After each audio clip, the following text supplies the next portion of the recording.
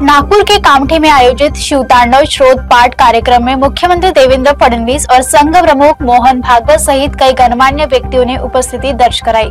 मुख्यमंत्री ने कहा, ऐसे धार्मिक आयोजन हमारी आध्यात्मिक विरासत को आगे बढ़ाने और समाज में सकारात्मक ऊर्जा फैलाने का काम करती है।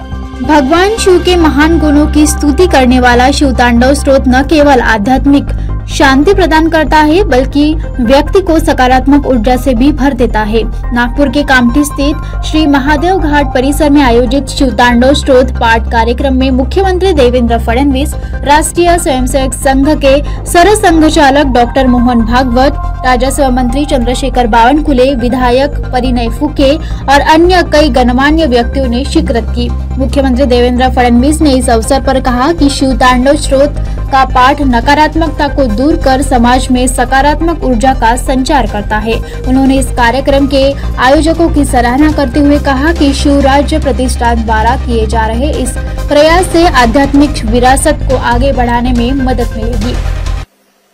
मी अतिशय मनापासनं या ठिकाणी शिवराज्य प्रतिष्ठान कामठीचं अभिनंदन करू इच्छितो की आज अतिशय सुंदर असा हा कार्यक्रम प्रतिष्ठानच्या माध्यमातून आयोजित करण्यात आला। विविध उपक्रमांच्या माध्यमातून प्रतिष्ठान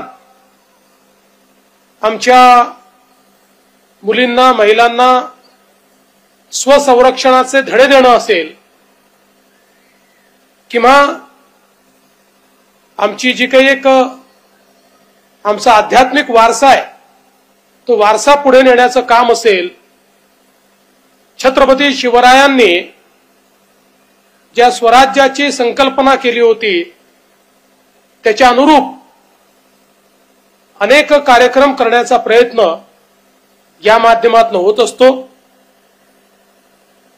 आपल्याला कल्पना आहे की शिवतांडव स्तोत्र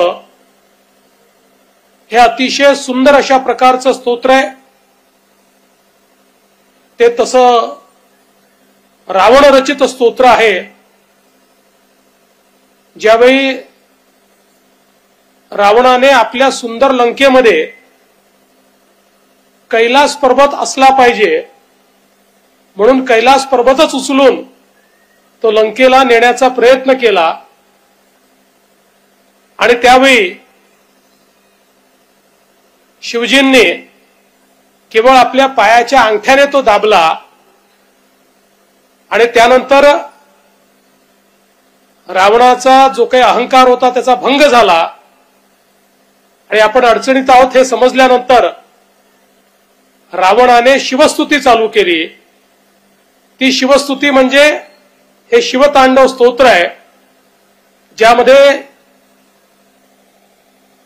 शंकराच्या, शिवशंभोंच्या विविध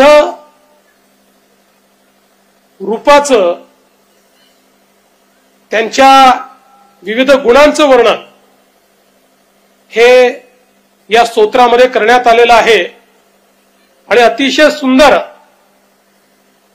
अशा प्रकारचा त्याचं उच्चारण असल्यामुळे या स्तोत्राच्या उच्चारणातनं आपलं उच्चारण देखील चांगलं होतं आणि मनाला एक चांगली शांती देखील मिळते।